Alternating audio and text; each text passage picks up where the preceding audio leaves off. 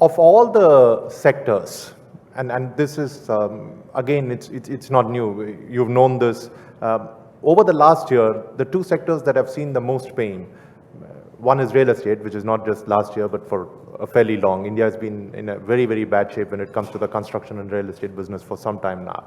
And the other one is the NBFC sector, where there was a problem with the island affairs, and everyone thought that that was it, but then it emerges that that's not it, and there is a deeper problem. And there are still fears, especially in Mumbai, that what we've seen is just the tip of the iceberg, and there is a huge mess.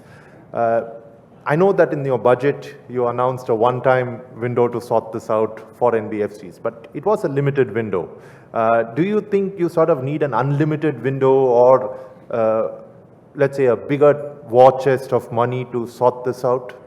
See, post the budget, I've had quite a few sessions with the NBFCs. And when I say NBFCs, I know there are thousands of them in this country, but maybe the top 5 to 10 are the ones who are dealing with a vast section of the funding through the NBFCs. However, even for those who are below those 5, below top 10, top 20, I've had varying stages of meetings.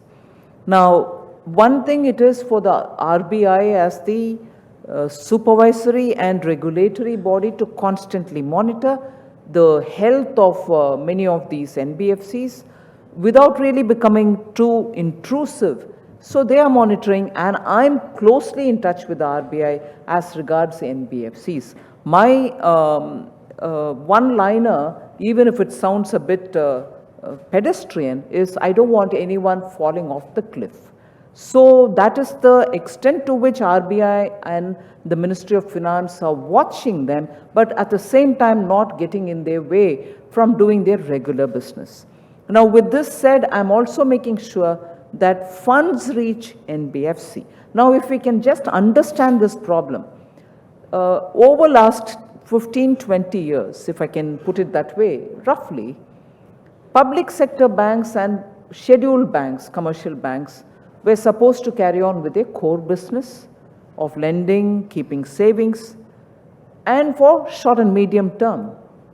But the long-term finance for particularly infrastructure kind of activities were to be done by a development bank, which was what IDBI was, and we know the story of IDBI. Strictly speaking, public sector banks do not have the expertise or capability for long-term, different kind of risk involved infrastructure lending. But many of them did exactly that. And then NBFCs were carrying forward with what was essentially the banking, commercial bank's job, lend for short and medium term, but then they also started lending a bit longer and with short-term funds. So you ended up in both the places with asset liability mismatch. As a result, when banks had NPA, they didn't want to venture any further into lending. They moved it on to the NBFCs. NBFCs went on a spree of lending. If you see, there is a real connect between all these. And once the banks got very wary of lending, and I'm glad the Prime Minister said, we shall not inquire into bona fide commercial decisions. Even if it results in commercial failure, we shall not go on a fishing expedition putting everybody under inquiry. And that is what we are now going back to. Infuse equity into banks, give them money. They can go on getting the monies from all those defaulters back sometime, but give them money to carry on with their regular business. Give NBFCs monies, and not just the top 5, even those who are below it. Not just the 5 to 25, but even those who are below it, for which I've had meetings with the banks to ensure that they're not just looking at AAA rated assets, but they can look at even assets slightly at the investment quality level, for which the government has announced this, partial guarantee. Today, in fact, in the newspapers, you would have seen that the first closures happened in the first tranche of partial guarantee that we want to give these NBFCs. So we are attending to NBFCs. I wish the doubts in the minds of people after ILFS is removed. both the regulator and the government are making sure liquidity reach them.